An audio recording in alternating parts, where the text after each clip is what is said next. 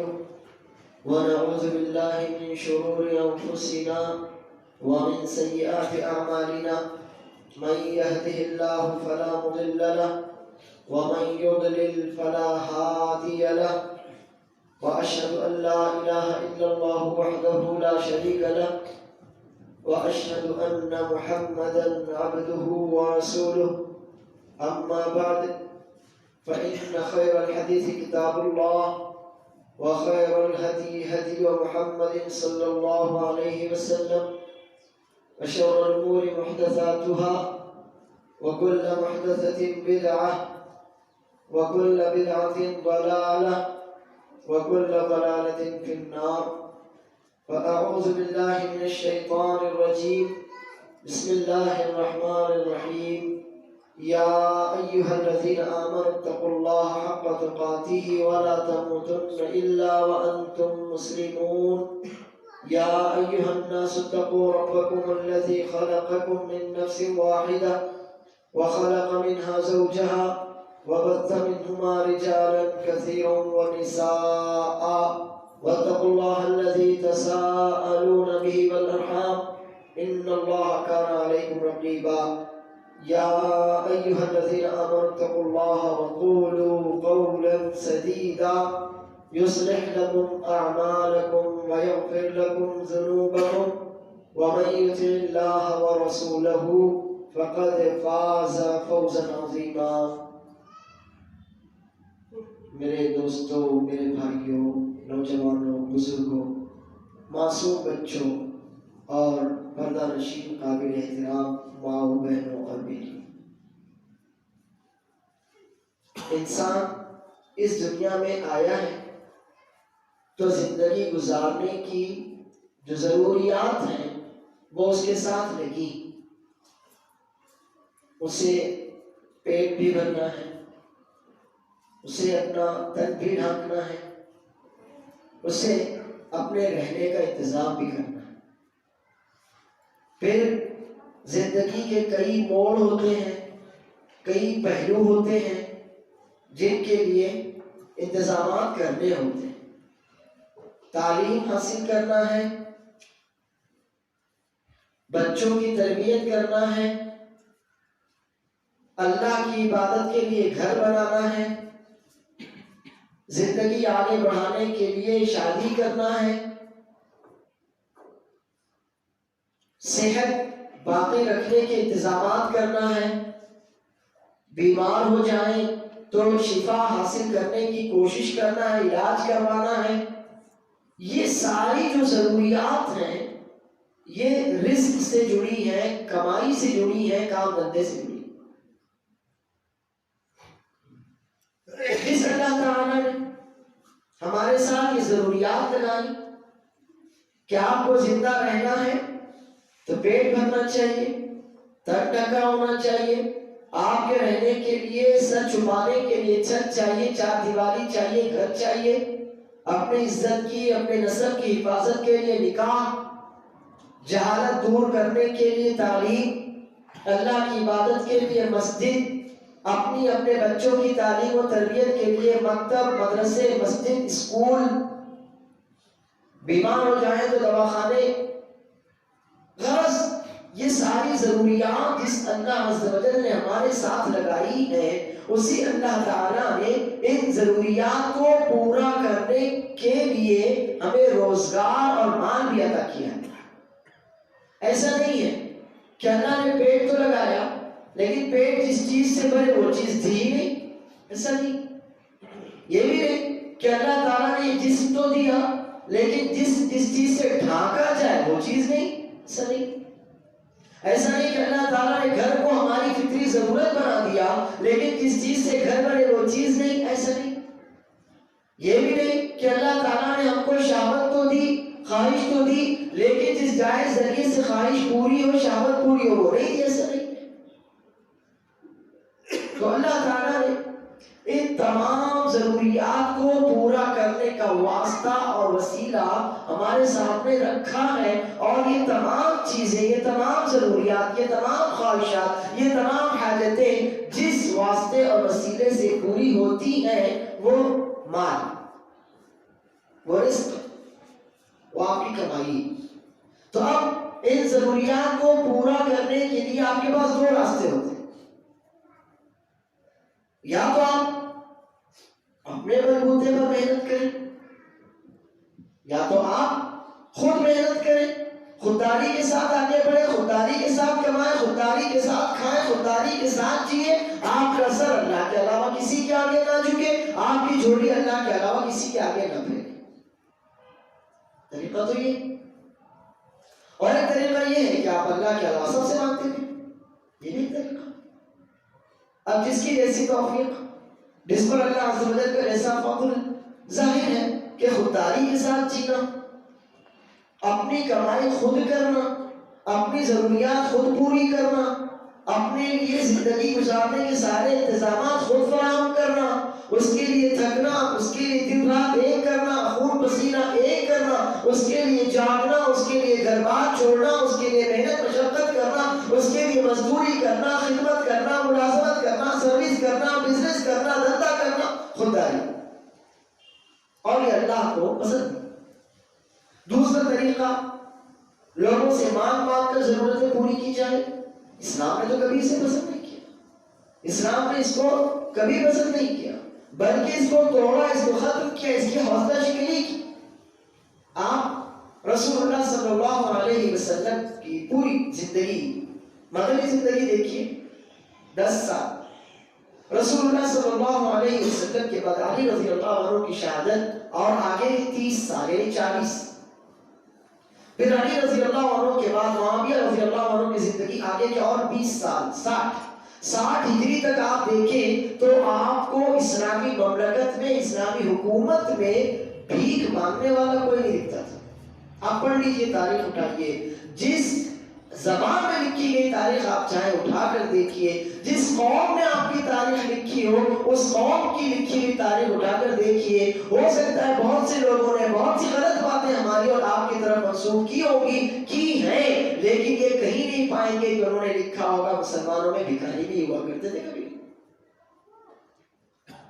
جب ایک سے بھیک مانگنی تھی تو ایک سے مانگتے رہے، وہی ایک ہم کو دیتا رہا جس کے درمیان بھکاری تھے. ہم جس کے در کے بھکاری تھے اس سے مانگتے رہے، وہ ہم کو دیتا رہا. لیکن جب ہم نے اپنے سے، خود سے اس کا در اپنے لیے بند کیا، دوسروں کے در کے بھکاری بنے، تو اب اللہ نے اپنا دینا بند کر دیا. یہی ہوتا ہے. اللہ خود فرماتا ہے، یا ایھا الناس انتم الفقراء الی اللہ واللہ هو الغنی الحمید.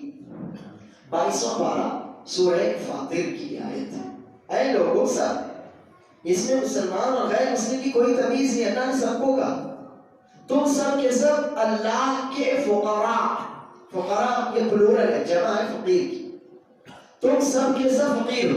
بھکاری، فقیر کس کو کہتے ہیں آپ لوگ؟ فقیر ہے مانگنے والا، محتاج، مفلس، اللہ، ضرورت مند، حاجت مند، بھکاری، مانگنے والا. تم سب کے سب اللہ کے در کے بھکاری. اور اللہ تو بہت غنی ہے، نوازنے والا ہے، اس کو کسی کی ضرورت نہیں، کسی کی پرواہ نہیں، اور قابل تعریف ہے. اللہ کے در کے بھکاری ہو، اللہ غنی ہے، اللہ سے مانگو گے اللہ تم کو غنی کر دے گا. موسیٰ علیہ السلام جب بہت ہی تکلیف، پریشانی، مصیبت کے عالم میں مصر سے نکل کر مدین پہنچے. آپ کو واقعہ تو معلوم نہیں ہوگا مصر سے کن حالات میں نکلے تھے اور کس طرح سے چھپتے چھپاتے بچتے بچاتے مدین پہنچے تھے. وہاں انہوں نے اللہ عز و جل سے دعا مانگی تھی. چھوٹی سی دعا آپ یاد کیجئے، بہت کام آئے گی.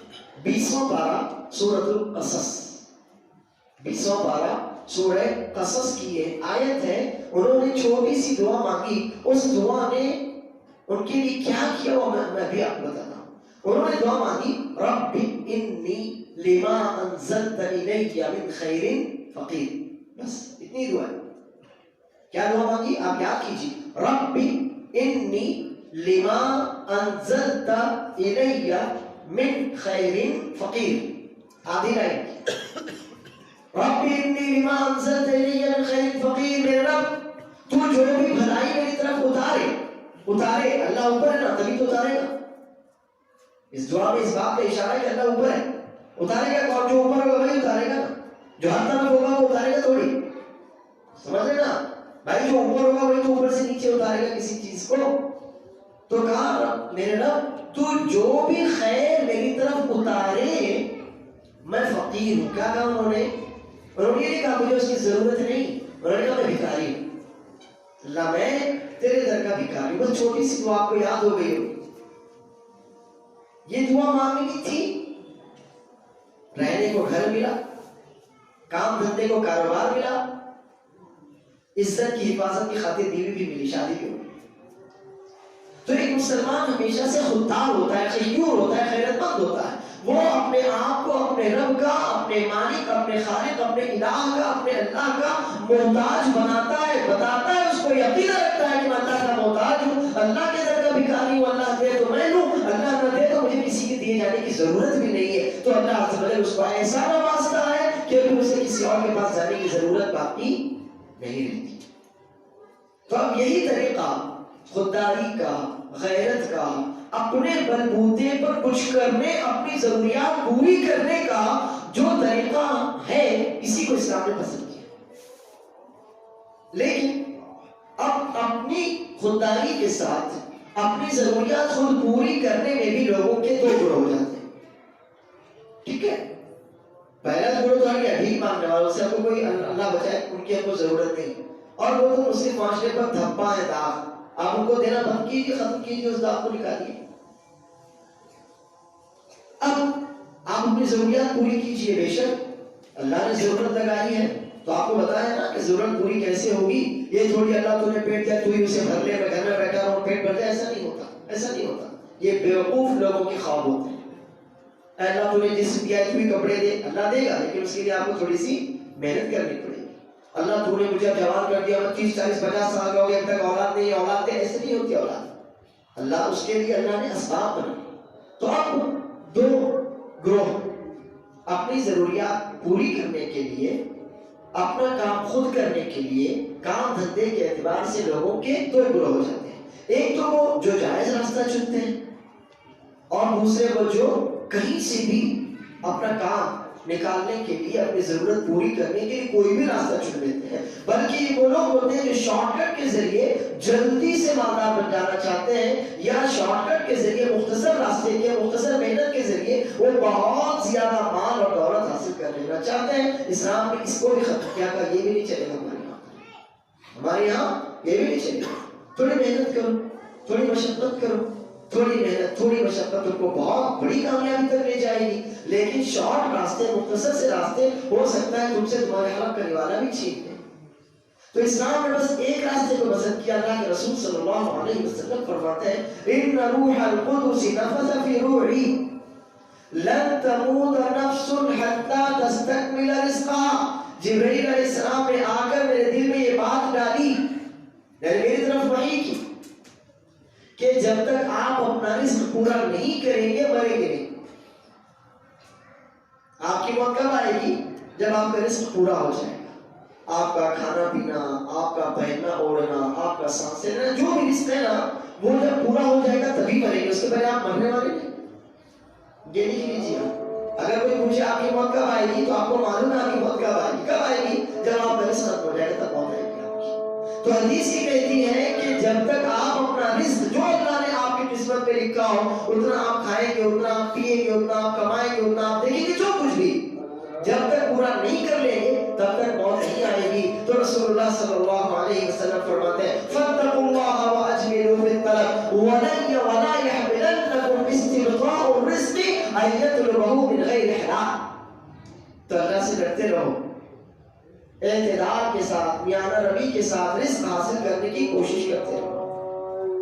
یہ نہیں پوری زندگی اسی میں کھپا دی, ماں باپ کو بھول گئے, بیوی بچوں کو بھول گئے, اپنے حقوق بھول گئے, اللہ کو بھول گئے. نہیں, ایسا مت کرو. تمہارے اوپر تمہاری اپنی جان کا بھی تو حق ہے نا. اللہ نے ماں باپ دیے, ان کا حق, بیوی بچے ہوں گے, ان کا حق.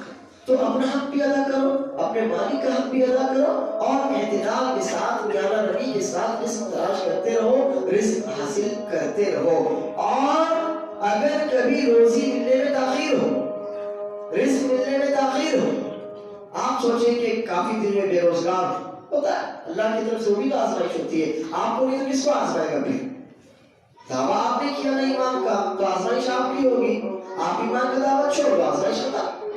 آپ کرتے ہیں ایمان کا دعویٰ کہ اللہ مومن ہے تو اللہ کی آزمائش تو آپ بھی ساتھ ہوگی نا.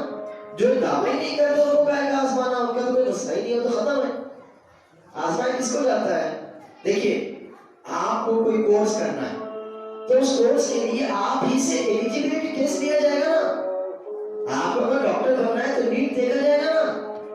آپ کو اگر کوئی کورس آگے کا کرنا ہے تو آپ ہی سے وہ ٹیسٹ لیا جائے گا. مجھے تھوڑی لیا جائے گا، میں تھوڑی دے رہا ہوں وہ کورس کرنا. تو آپ نے دعویٰ کیا نا اللہ میں مومن ہوں، تو آزمائش کس کی ہوگی؟ آپ کی ہوگی. جو دعوے نہیں کرتے اللہ ان کو کیوں آزمائے؟ ان کو کہ مسئلہ ہی نہیں تو ختم ہے، ان کو جانا ہی نہیں وہاں تک جہاں آپ کو جانا ہے. تو اللہ کے رسول صلی اللہ علیہ وسلم فرماتے ہیں وَلَا يَحْمِلَنَّكُمْ اسْتِبْقَاءُ الرِّزْقِ أَن يَطْلُبَهُ مِنْ غَيْرِ حَلَالٍ، کہ اگر رزق ملنے میں تاخیر ہو رہی ہو تو ہرگز بھی یہ تاخیر تمہیں حرام راستوں سے رزق حاصل کرنے پر نہ ابھارے. صبر کیجیے، تھوڑا برداشت کیجیے، تھوڑا حوصلہ رکھیے، اپنے رب پر بھروسہ رکھیے. وہ آپ کو آزمائے گا لیکن ضائع نہیں کرے گا. وہ آپ کو آزمائے گا، آپ کی استطاعت اور حیثیت کے مطابق ہی آزمائے گا. جتنا دعویٰ اونچا ہوگا آزمائش اتنی زیادہ سخت ہوگی، جتنا دعویٰ کچا ہوگا آزمائش بھی اتنی ہی ہلکی ہوگی. تو اللہ عز و جل آپ کو آزمائے گا، آپ کا صبر دیکھے گا، آپ کا حوصلہ دیکھے گا، آپ کا اعتماد، آپ کا یقین، آپ کا توکل دیکھے گا، اور اس کے بعد آپ کو پھر جس طرح سے نوازے گا اس کا تو آپ تصور بھی نہیں کر سکتے. یہ حدیث سب کو بتاتی ہے کہ آپ جب تک اپنا رزق پورا حاصل نہیں کر لیں گے مریں گے نہیں. اس کے لیے آپ کو تھوڑا صبر کرنا ہے، تھوڑی محنت کرنی ہے اور حلال ذرائع سے اپنا رزق حاصل کرنا ہے. اگلی بات صحیح مسلم کی روایت ہے، اللہ کے رسول صلی اللہ علیہ وسلم فرماتے ہیں ان اللہ امر عبادہ المؤمنین بما امر به المرسلین فقال یا ایہا الرسل کلوا من الطیبات واعملوا صالحا انی بما تعملون علیم. ثم ذکر الرجل یطیل السفر اشعث اخبر يرفع يديه الى السماء یا رب یا رب ولكن مطعمه حرام وملبسه حرام وغذي بالحرام فأنا يستجاب لذلك. اللہ کے رسول صلی اللہ علیہ وسلم کے اس فرمان کا ترجمہ ہے کہ اللہ تعالیٰ نے اپنے مومن بندوں کو، دیکھیں کس کو؟ مومنوں. اللہ کو دوسروں کی پرواہ نہیں، اور خود ہی اللہ کو نہیں مانتے تو اللہ کے زبردستی کے پیچھے پڑے. اللہ تعالیٰ نے اپنے مومن بندوں کو وہی حکم دیا جو رسولوں کو حکم دیا علیہ الصلوۃ والسلام. آپ کا درجہ کتنا اونچا ہے. آپ کو اسی جگہ بٹھا کر عزت دی گئی جہاں کس کو عزت دی گئی؟ رسولوں کو، انبیاء. آپ کو وہی حکم دیا گیا جو رسولوں کو دیا گیا. اتنا اونچا درجہ آپ کا ہے. اللہ تعالیٰ نے اپنے مومن بندوں کو وہی حکم دیا جو حکم اس نے اپنے رسولوں کو دیا علیہ الصلوۃ والسلام. چنانچہ اللہ نے فرمایا یا ایھا الرسل کلوا من الطیبات واعملوا صالحا. اے رسولو، آدم علیہ السلام سے لے کر رسول اللہ محمد صلی اللہ علیہ وسلم تک سب آ گئے، کوئی باقی نہیں بچا. اے رسولو، اے انبیاء کی جماعت، کلوا من الطیبات. طیب کہتے ہیں پاکیزہ، حلال. طیب کسے کہتے ہیں؟ ایک وہ چیز جو حلال ہو اور پھر اس میں کون سی صفت ہو؟ پاکیزگی. ایک وہ چیز جو حلال بھی ہو اور پاکیزہ بھی ہو، اچھی بھی ہو، اس کو طیب کہتے ہیں. اے رسولو، پاکیزہ حلال روزی کھاؤ، حلال چیزیں کھاؤ اور نیک اعمال کرو. یہاں دو باتیں ابھی دھیان میں رکھیے. پہلی بات، ایک تو یہ ہوتا ہے کہ آپ کی وہ چیز جو ہوتی ہے وہ حلال ہوتی ہے مگر پاکیزہ نہیں ہوتی. آپ یہ کیسے ہوا؟ حلال ہے تو پاکیزہ کیوں نہیں؟ جی وہ ایسے ہوتا ہے کہ مثلا آپ نے گوشت خریدا یا مچھلی آپ خرید کر رہے، چلیے گوشت کو جانا، مچھلی خرید کر رہا ہے. اب مچھلی یہ حلال ہے کہ نہیں ہے؟ حلال ہے نا بھائیو. مسلم بیچے ہندو بیچے اس کا فرق نہیں پڑتا. آپ خود پکڑ کے لاؤ، کسی سے پکڑواؤ، کوئی فرق نہیں پڑتا. اور مچھلی مچھلی ہے، آپ کھا سکتے ہیں، آپ کو کھانا ہے پسند ہے کھائیے، نہیں کھانا آپ کی مرضی، وہ آپ کے لیے حلال ہے. ٹھیک ہے نا؟ لیکن آپ نے جس پیسے سے وہ مچھلی خریدی وہ پیسہ حرام. تو اب وہ مچھلی آپ کے لیے حلال ہونے کے باوجود پاکیزہ نہیں ہوئی، وہ حلال تھی، لیکن آپ نے جس مال کے ذریعے اس مچھلی کو خریدا ہے، آپ کا وہ مال کیا تھا؟ وہ مال حرام تھا، آپ نے ناجائز ذریعے سے کمایا تھا، لہٰذا وہ مچھلی اپنے حلال ہونے کے باوجود آپ کے لیے پاکیزہ نہیں ہوئی، وہ حرمت پر باقی رہی وہ۔ تو اس میں دھیان رکھیے کہ اللہ جہاں بھی کہتا ہے نا کلوا من الطیبات، مثلا دوسرے بارے میں بھی کہتا ہے یا ایھا الناس کلوا مما فی الارض حلالا طیبا ولا تتبعوا خطوات الشیطان انہ لکم عدو مبین۔ اے لوگو، سب جو کچھ زمین میں ہے نا، جو حلال ہے، جو پاکیزہ، حلالا طیبا، یہاں دونوں کا اس حلال بھی ہے اور پاکیزہ بھی ہے، یعنی دونوں چیزیں ہونا چاہیے۔ ایک تو یہ ہے کہ وہ خود وہ چیز حلال ہو، اور دوسری یہ کہ آپ نے اپنا حلال مال دے کر اسے اپنی ملکیت بنایا ہو، تو ایسی چیزیں کھاؤ۔ وَلَا تَتَّبِعُوا خُطُوَاتِ الشَّيْطَانِ، فوری طور پر حلال پاکیزہ چیزیں کھانے کا حکم دینے کے بعد یہ کہنا کہ شیطان کے راستے پر مت چلو، شیطان کے نقش قدم کی پیروی مت کرو۔ کیا مفہوم ہوا اس کا؟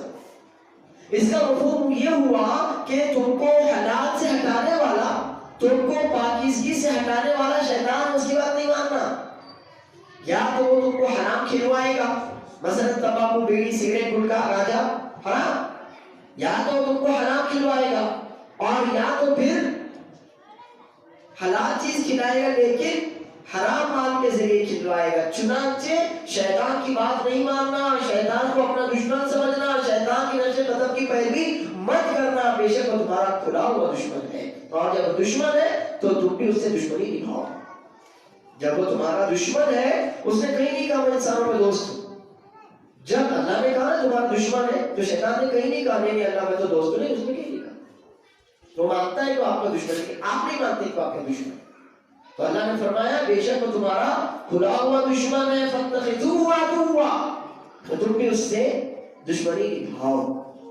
اب جہاں اللہ عز و جل نے رسولوں کو یہ حکم دیا کہ پاکیزہ اور حلال کھاؤ اور نیک اعمال کرو، تو دوسری بات یہ ہے کہ علماء کرام کہتے ہیں نیک عمل کا تعلق حلال اور پاکیزہ رزق سے، نیک عمل کرنے کی توفیق اور پھر نیک اعمال کو قبول کرنا، دونوں باتیں۔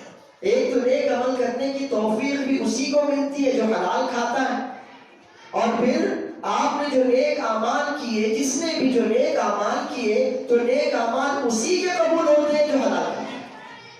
یہ چھوٹی سی آیت کا چھوٹا سا ٹکڑا ہے نا، اس پر بار بار غور کرنا کہ اللہ عز و جل نے جو کہا کلوا من الطیبات واعملوا صالحا، پاکیزہ حلال روزی کھاؤ اور نیک اعمال کرو، کیا مفہوم ہوا؟ دونوں کو اللہ نے کیوں جوڑا؟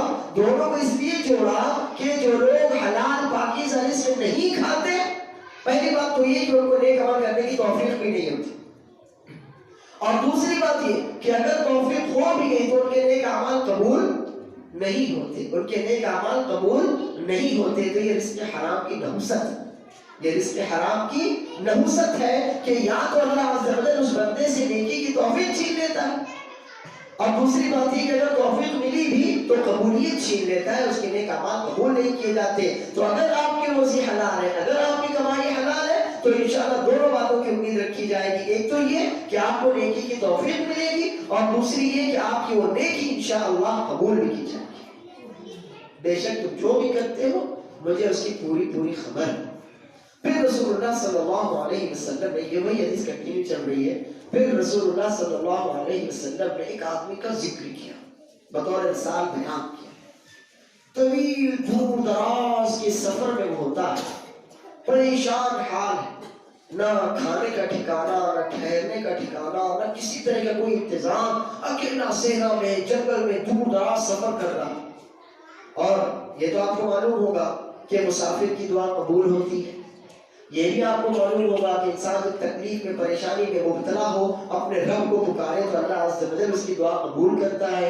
دونوں باتیں، ایک تو وہ آدمی مسافر بھی ہے تو دعا کی قبولیت کی زیادہ امید ہے، اور دوسری بات یہ کہ وہ آدمی تکلیف، مصیبت، پریشانی میں گرفتار ہے تو وہ بھی دعا کی قبولیت کی زیادہ امید ہے۔ ان دونوں وسیلوں کے ہونے کے باوجود کیا ہوتا ہے دیکھیے، آپ فرماتے ہیں پریشان حال، کپڑے خراب ہیں، پورے بال الجھے ہوئے، مٹی میں گرد و غبار اٹے ہوئے ہیں، ایسے عالم میں وہ اپنے ہاتھ اٹھاتا ہے، میرے رب میری دعا قبول کر، میرے رب میری دعا، میری تکلیف، میری پریشانی، میری مصیبت کو دور کر. اس طرح کی وہ دعائیں دونوں ہاتھ اٹھا کر اللہ سے مانگتا ہے.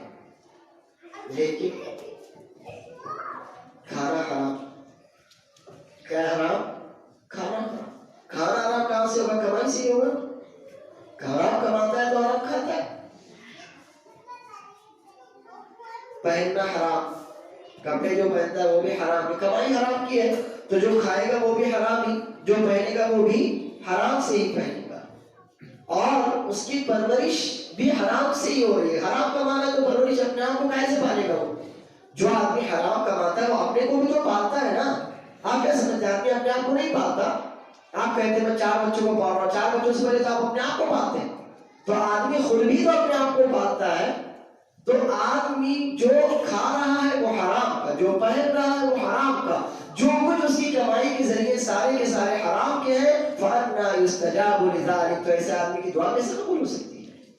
اور دعا تو ایک اہم ترین عبادت ہے. اللہ کے رسول صلی اللہ علیہ وسلم فرماتے ہیں الدعاء هو العبادہ. دعا تو عبادت ہے. آپ جو نماز پڑھتے ہیں یہ کیا ہے؟ اللہ اکبر سے لے کر السلام علیکم ورحمۃ اللہ تک دعا ہی دعا ہے. کیا ہے نماز؟ آپ نے اللہ اکبر کہا یہ بھی دعا ہے. آپ نے اللہم باعث بینی یا سبحانک اللہم جو بھی پڑھا وہ بھی دعا ہے. سورہ فاتحہ پڑھی وہ بھی دعا ہے. قرآن کی کچھ آیتیں پڑھی وہ بھی دعا. سبحان ربی العظیم، سبحان ربی الاعلیٰ، جو کچھ آپ نے پڑھا سب میں سے دعا ہی تو ہے. تو دعا اہم ترین عبادت ہے اور نماز اس پوری دعا کی جامع ترین عبادت ہے. تو ایسا بندہ جس کی کمائی حرام کی، جس کی غذا حرام، جس کا کھانا حرام، جس کا پہننا اوڑھنا بچھانا حرام، سب کا سب حرام ہے، تو ایسے بندے کی دعا یعنی کوئی عبادت قبول نہیں ہو سکتی. صحیح مسلم کی ایک اور روایت اللہ کے رسول صلی اللہ علیہ وسلم فرماتے ہیں اذا تصدق احدكم بصدقة من ماله الطيب فإن الله طيب لا يقبل إلا طيبا فإن الله يأخذها بيمينه ثم يربيها له كما يربي أحدكم فلوه حتى تكون مثل الجبل. جب تم میں سے کوئی اپنے حلال مال میں سے صدقہ کرے، واضح حدیث، جب تم میں سے کوئی اپنے حلال مال میں سے صدقہ کرتا ہے، اور آگے آپ نے فرمایا فَإِنَّ اللَّهَ طَيِّبٌ لَا يَقْبَلُ إِلَّا طَيِّبًا، اللہ تعالیٰ تو طیب ہے، پاکیزہ ہے، اور وہ صرف پاکیزہ کو ہی قبول کرتا ہے. یعنی آپ کے حرام مال سے کیے گئے صدقے کو اللہ تعالیٰ قبول نہیں کرتا.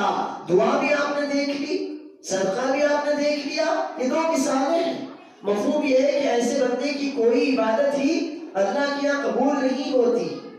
تو جب کوئی بندہ اپنے حلال مال سے اللہ کی راہ میں صدقہ کرتا ہے تو اللہ عز و جل اپنے دائنے ہاتھ میں اس کو لیتا ہے اور پھر اس کو پروان چڑھاتا ہے، اس کو بڑا کرتا جاتا ہے. جیسے کہ تم میں سے کوئی اپنے گھوڑے کے بچے کو پروان چڑھا کر مضبوط گھوڑا بنا دیتا ہے، اسی طرح اللہ عز و جل اس کے معمولی سے صدقے کو بھی خوب بڑھاتا چلا جاتا ہے، حتیٰ کہ وہ چھوٹی سی رقم، چھوٹی سی چیز جو آپ نے اللہ کی خاطر صدقے میں دی تھی ایک پہاڑ کے جتنی بڑی ہو جاتی ہے. لیکن کب؟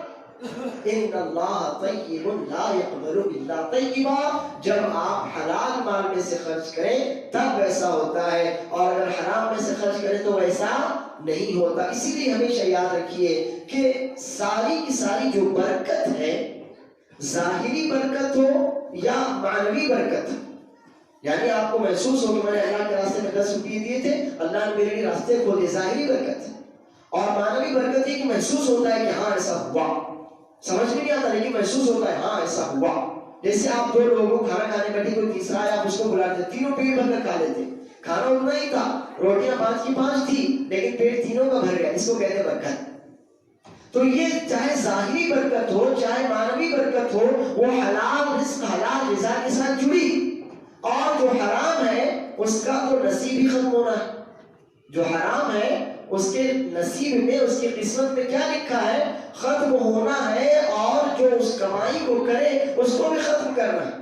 آپ نے دیکھا ہوگا، محسوس کیا ہوگا، جو لوگ سودی کاروبار کرتے ہیں، رشوت وغیرہ لیتے ہیں، تو تھوڑے دنوں میں ان کی آمدنی بہت بڑھ جاتی ہے، 10 بسیں ہو گئی، 20 ٹرک ہو گئے، 6 بلڈنگیں ہو گئی، لیکن پھر اس کے بعد آپ نے دیکھا ہوگا 10 سال 15 سال 20 سال 30 سال کے بعد ان کو یہ خود ان کی اولاد کو آپ دیکھ سکتے ہیں کہ ان کے حالات اتنے خراب ہو جاتے ہیں کہ بہت سی دفعہ ان کو صدقہ دینے کی نوبت آ جاتی ہے۔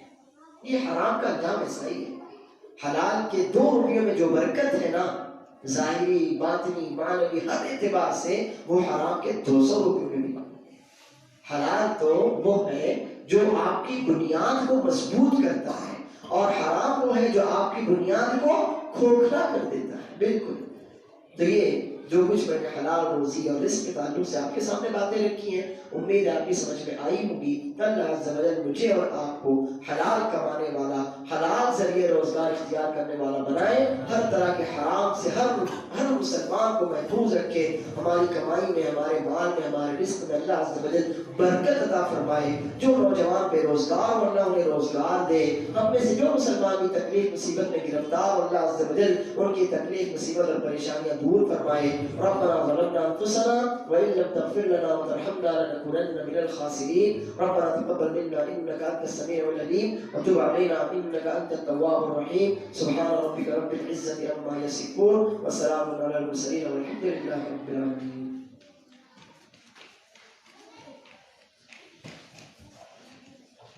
الحمد لله على إحسانه والشكر له على توفيقه وامتنانه وأشهد أن لا إله إلا الله وحده لا شريك له تعظيما لشأنه وأشهد أن محمدا عبده ورسوله الداعي إلى رضوانه اللهم صل على محمد وعلى آل محمد كما صليت على إبراهيم وعلى آل إبراهيم إنك حميد مجيد اللهم بارك على محمد وعلى آل محمد كما باركت على إبراهيم وعلى آل إبراهيم إنك حميد مجيد۔ محترم حاضرین، چند باتیں اور میں آپ سے کہنا چاہتا ہوں۔ پہلی بات تو یہ کہ ہم میں سے ہر شخص اپنی کمائی پر دھیان دے۔ ہم میں سے ہر آدمی جو بھی برسر روزگار ہو، وہ دھندا کرتا، کوئی بزنس کرتا ہو، ملازم ہو، جو بھی ہو، وہ اپنی کمائی پر دھیان دے۔ کہیں وہ خیانت تو نہیں کر رہا ہے، کہیں وہ چوری تو نہیں کر رہا ہے، کہیں وہ جھوٹ بول کر دھوکہ دے کر تو نہیں کما رہا ہے، کہیں وہ کسی کا حق مار کر تو نہیں کما رہا ہے، کہیں اپنی ملازمت میں سے کچھ چرا تو نہیں رہا ہے۔ وقت آپ ایک ملازمت سے کیا چرائے گا؟ وقت چراؤ۔ وقت آپ کو 6 گھنٹے کا ٹائم دیا گیا، آپ آدھا گھنٹہ لیٹ سے آپ نے وقت چرایا نا۔ آپ نے تنخواہ تو پوری 6 گھنٹے کی لی اور آئے 5.5 گھنٹے۔ تو جو بھی آپ دھیان دیجیے اور پھر محسوس کیجئے کہ ہو سکتا ہے اسی کی وجہ سے آپ کے مال میں بے برکتی ہو، فوری طور پر اس کو چھوڑ دیجیے۔ جب تک آپ اپنا جائزہ نہیں لیں گے تب تک کہاں لیک ہو رہا ہے پانی سمجھ میں نہیں آئے گا۔ آپ کا پانی جو برکت ہے نا، پانی کی طرح لیک ہوتی ہے، سمجھ میں نہیں آتا کہاں سے لیک ہو رہی ہے، اس کے لیے سوراخ ڈھونڈنا ضروری ہوتا ہے۔ تو ہم میں سے ہر شخص دیکھے کہ حق تلفی، جھوٹ، دھوکہ، مکاری، خیانت، کسی کا حق ہڑپ کر لینا، یا سود یا رشوت، جہاں سے بھی اس طرح کی کوئی کمائی آ رہی ہو یا براہ راست حرام کمانا، جو بھی، تو جو بھی ہے وہ فوری طور پر دھیان دے، اس کمائی سے توبہ کرے یا اس خیانت، اس دھوکے سے توبہ کرے، پھر دیکھیں کہ انشاءاللہ کس طرح اللہ رب العالمین اس کے مال میں، اس کے رزق میں، اس کی عزت میں برکت دیتا ہے۔ دوسری بات، الحمدللہ مسجد کا کام ہو رہا ہے، تو یہ اس مسجد پر خرچ کرنا کس کا کام ہے؟ کس کی یہ مسجد؟ یہ مسجد کس کی ہے؟ میری اور آپ کی ہے نا۔ تو اس مسجد پر خرچ بھی ہم اور آپ ہی کریں گے، اور یہ اللہ کا گھر ہے۔ آپ مر جائیں گے نا تب بھی آپ کے کھاتے میں نیکیاں لکھی جاتی رہیں گی۔ آپ اپنا گھر اگر تاج محل بھی بنا دیں گے نا تو آپ کے پوتے آپ کو دعا بھی دینے والے نہیں ہیں۔ بہت زیادہ خوش فہمی میں مت رہیے۔ آپ نے اگر تاج محل بھی بنا لیا نا اپنے لیے، اپنے بیوی بچوں کے لیے، تو بس عائش کریں گے اس تاج محل میں، آپ کو اس سے ملنے والا کچھ نہیں ہے، ٹھیک ہے؟ لیکن اللہ کے گھر میں اگر آپ نے ایک اینٹ بھی لگا دی نا، جب تک وہ اینٹ رہے گی تب تک آپ کے نامہ اعمال میں نیکیاں لکھی جاتی رہے گی۔ یہ ایک فین آپ نے لگا دیا نا 1500 روپے 2000 کا، اس سے زیادہ کیا آئے گا؟ آپ نے لگا دیا نا، جب تک یہ فین نمازیوں کو سکون پہنچاتا رہے گا، آپ کی نیکیاں بڑھتی رہے گی، آپ کے نامہ اعمال میں نیکیاں لکھی جاتی رہے گی۔ آپ نے ایک نل لگا دیا نا، ایک نل کتنے کا آئے گا نل؟ 150 کتنے کا آتا ہے نل؟ 150 200 کا آتا ہے. گھر کے لیے تو 1000 روپے کا لیتے، مسجد کے لیے 150 کا. 150 روپے کا نل آپ نے اگر لگا دیا، جب تک لوگ اس سے وضو کرتے رہیں گے، بچے مسجد میں آ کر اس سے کھیلتے بھی رہیں گے نا، انشاءاللہ آپ کو اس کا بھی ثواب ملتا رہے گا. تو اپنی مسجد پر خرچ کیجیے. اور ابھی میں نے آپ کو بتایا نا، اگر آپ نے تھوڑا سا بھی خرچ کیا پاکیزہ حلال مال میں سے، تو اللہ عز و جل اس کو اپنے داہنے ہاتھ میں لے کر قبول کرتا ہے، اور کتنا بڑھاتا ہے اس کو؟ پہاڑ کے جتنا بڑھاتا ہے. تو آپ اللہ کے راستے میں 1 روپیہ بھی اگر آپ کی جیب میں تو اسے کم مت سمجھیے. ہو سکتا ہے وہ 1 روپیہ حرام مال سے کیے گئے 1 لاکھ روپیوں سے زیادہ بہتر ہو. تو آپ دیجئے اپنی جان، جو بھی اللہ نے آپ کو دیا اپنا مال اللہ کے راستے میں خرچ کیجئے. انشاءاللہ اس کے عوض اللہ جو آخرت میں آپ کو دے گا وہ تو دے گا، دنیا میں بھی ملے گا. دنیا میں بھی آپ کو ملے گا. اللہ عز و جل ایک مومن کو دونوں جگہ دیتا ہے، کسی کو صرف آخرت کے لیے چن لیتا ہے اور کسی کو دنیا میں بھی دیتا ہے اور آخرت میں بھی دیتا ہے. تو آپ اللہ عز و جل سے دونوں جگہ مانگیے، اور دونوں جگہ دینے پر آپ کو قادر ہے. لیکن اللہ کے لیے مسجد جو بھی ذمہ داران ہیں ان کو آپ اپنے گھر پر آنے کے لیے مجبور مت کیجیے، بلکہ بند مٹھی لا کر آپ ان کے پاس دیتے رہیے. کہاں رکنے نہ پائے. ہم ایک دن گھر میں ایک ٹائم کا کھانا کم کھائیں گے، لیکن مسجد کا کام پہلے کریں گے. یہ اللہ کا گھر ہے، اسی میں ہماری نسلوں کی حفاظت بھی ہے، تربیت بھی ہے، پرورش بھی ہے، اور وہی آگے چل کر آپ کا نام انشاءاللہ دین کے نام سے آگے بڑھائیں گے. اور تیسری بات جو میں کہنا چاہتا ہوں وہ حالات حاضرہ کے اعتبار سے وہ یہ ہے کہ دیکھیے ابھی ایک ریاست میں جو بھی حجاب برقع نقاب کو لے کر ہو رہا، اس میں ہمارا کیا رول ہے؟ پہلی بات تو یہ ہے کہ کسی غیر کو آپ کے اوپر انگلی اٹھانے کا موقع اس وقت ملتا ہے جب آپ کے اندر کچھ ویکنیس ہو. آپ کے اندر کچھ ویکنیس ہو. ابھی اورنگ آباد میں آپ چلے جائیے، آپ کے خلد آباد کا مجھے نہیں معلوم، آپ اورنگ آباد میں برقعے کی دکانیں دیکھتے چلے جائیے. ارے اللہ معاف کرے، وہ برقعے کدھر ہے؟ وہ برقعے ہے، اس سے تو بہتر تھا وہ لڑکی نہ ہوتی تو کوئی نہیں دیکھتا اس کو. اللہ، وہ برقعے نہیں ہے، وہ برقعوں کا مذاق ہے. اور یہ برقع جو ہے نا یہ اسلامی شعار ہے. کیا ہے؟ شعار. شعار کا مطلب ہوتا ہے ایسی علامت جس کے ذریعے آپ کو پہچانا جائے. شعار کسے کہتے ہیں؟ شعار کا مطلب ہوتا ہے ایسی علامت، آپ کی ایسی پہچان جس کے ذریعے آپ کو پہچانا جائے. تو یہ برقعے ہمارا شعار، ہمارے دین کی علامت ہے. یہ اس بات کی علامت ہے کہ یہ بچی، یہ لڑکی، یہ عورت جس نے برقع اوڑھا ہوا ہے وہ پاکیزگی کی انتہا پر ہے. لیکن وہ لڑکیاں جو ایسے برقعے اوڑھتی ہیں جو ہم نے دیکھے دکانوں پر، اللہ اکبر، اللہ معاف کرے، اللہ معاف کرے. تو اگر آپ کے گھروں میں بھی ایسے برقعے ہوں تو فوری طور پر ان کو ضائع کیجیے. یہ نہیں کہ صدقہ کر دیں گے، صدقہ کر کے کسی اور کو گناہ پر ابھاریں گے، کیا نہیں، ضائع کیجیے. وہ برقعے نہیں ہے، وہ برقعوں کے نام پر مذاق ہے. برقعوں کا مطلب تو یہ ہوتا ہے کہ اٹھی ہوئی نظر جھک جائے، اور یہاں حال تو یہ ہوتا ہے اللہ معاف کرے کہ جھکی ہوئی نظر اٹھ جاتی. آپ سب سمجھتے ہی ہوں گے میری باتوں کو، جوان ہے ماشاءاللہ، سمجھتے ہوں. اٹھی ہوئی نظر کو جھکانے والی چیز کو برقع کہتے ہیں. لیکن جو برقعے ہماری بہنیں اوڑھتی ہیں یہ جھکی ہوئی نظر کو، نعوذ باللہ، تو ایسا مت کیجیے. برقعوں کا مذاق مت اڑائیے، برقعوں کو فیشن مت بنائیے. وہ فیشن نہیں ہے، وہ آپ کی حیا، آپ کی غیرت، آپ کا ایمان، آپ کا تشخص، آپ کا وقار، آپ کی حفاظت، آپ کی عزت ہے. تو آپ اپنی عزت کو فیشن کے نام پر داغدار مت کیجیے. تو دیکھیے کہیں نہ کچھ نہ کچھ ہم نے بھی تو موقع دیا نا غیر کو. اگر ہم نے واقعی سے اپنی حیا، اپنی پاکیزگی کی چادر بنایا ہوتا نا تو اتنی زیادہ معاملات آگے نہ بڑھتے. خیر جو بھی ہوا، اللہ عز و جل ہمارے حق میں فیصلے کروائے. اللہ رب العالمین ہماری ماؤں، بہنوں، بیٹیوں کی حیا کی، عزت کی، غیرت کی، پاک دامنی کی، وقار کی حفاظت فرمائے. ہر اسلامی شعار کی اللہ تعالیٰ حفاظت فرمائے. اور وہ بیٹی جو اکیلی ہزاروں کے سامنے ڈٹ گئی، اللہ عز و جل اس کی حفاظت کرے، اس کو خوشیاں دے، اس کو ایمان دے، اس کو، اس کے ماں باپ، اس کے گھر والوں کو دونوں جہاں میں اپنی حفاظت، اپنے نگہبانی، پاک دامنی کے ساتھ عزت اور وقار کی خوشیاں نصیب فرمائے. آمین. لیکن یاد رکھیے ہمت، جرأت کیا ہونا چاہیے؟ مسلمان میں ہمت ہونا چاہیے. اگر آپ میں ہمت ہے نا تو پوری دنیا آپ کو کچھ نہیں بگاڑ سکتی. جہاں آپ کی ہمت ٹوٹی، جہاں آپ کا حوصلہ ٹوٹا، وہیں سے پھر دوسرے آپ پر حملہ کرنے کے لیے آگے بڑھ سکتے ہیں. تو آپ اپنے بچوں کو بہادر بنائیے، ہمت دلائیے. بھوت آئے گا آپ سے بڑا بھوت کوئی ہے ہی نہیں دنیا میں، یاد رکھیے میری بات، آپ سے بڑا بھوت دنیا میں کوئی نہیں ہے، سارے بھوت مجھ سے ڈرتے ہیں، مجھ سے مطلب اظہار سے نہیں ڈرتے، مجھ سے مطلب آپ ایمان والے ہیں نا تو آپ سے ڈرتے ہیں، آپ سے بڑا تو کوئی جیت کوئی بھوت کوئی شیطان ہے ہی نہیں۔